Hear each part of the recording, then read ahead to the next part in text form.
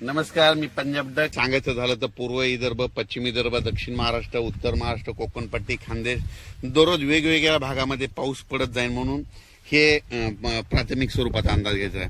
पण काय झालं, हे करत असताना मला उत्तर महाराष्ट्रातल्या शेतकऱ्याचे फोन आले. उत्तर महाराष्ट्रामध्ये नंदुरबार जिल्हा, धुळे जिल्हा, जळगाव जिल्हा, नाशिक, येवला, निफाड, त्याच्यानंतर संगमनेरचे काय आले, श्रीरामपूर, त्याच्यानंतर कोपरगाव, त्या भागातले बरेच फोन आले की आमच्या भागामध्ये पाऊसच नाही, तुमच्या तिकडे पडतोय, फक्त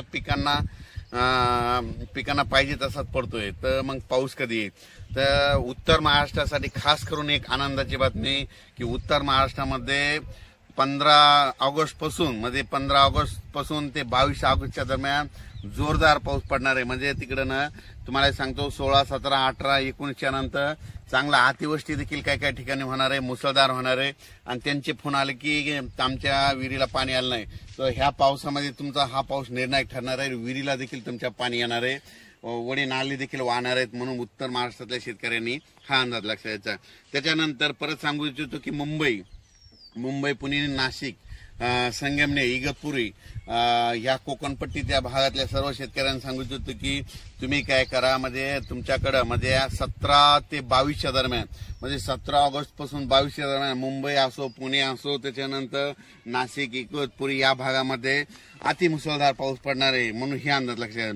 मुंबईला देखील म्हणजे असा पाऊस पडेल की तिथलं काही ठिकाणचं म्हणजे पाणी साचण्याची शक्यता आहे. म्हणून हा मुंबईकरांनी खास करून हे म्हणजे 17 ते 22चा अंदाज लक्षात घ्यायचा. त्याच्यानंतर पुण्याकडे खूप पाऊस पडत असल्यामुळे तिथलं परत त्या नद्याला पाणी येणार, परत तळ्यांचं पाणी सोडावं लागणार. त्याच्यामुळे परत पूर परिस्थितीमध्ये सांगली, कोल्हापूरकडे तिकडे परत पूर परिस्थितीला सामोरं जावं लागणार. म्हणून तिकडे देखील नद्याला पाण्याला पूर येणार आहे. म्हणून हे अंदाज सांगली, सातारा, कोल्हापूर या शेतकऱ्यांनी लक्षात घ्यायचं.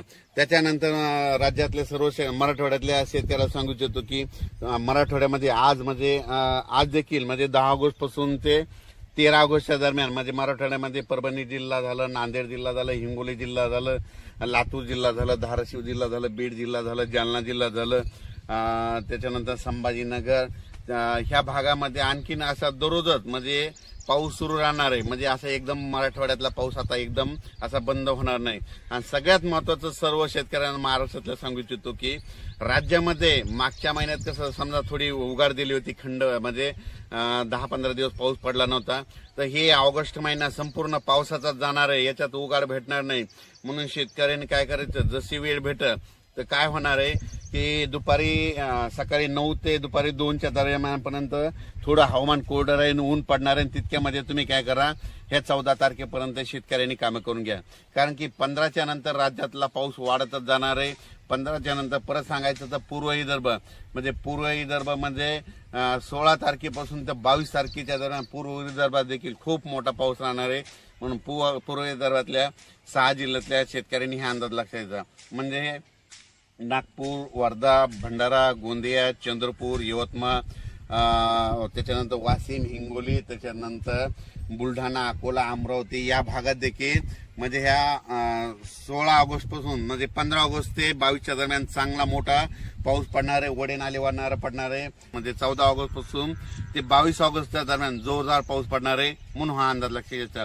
अचानक वातावरणात बदल झाला तर उद्या लगेच मेसेज दिला जाईल. धन्यवाद.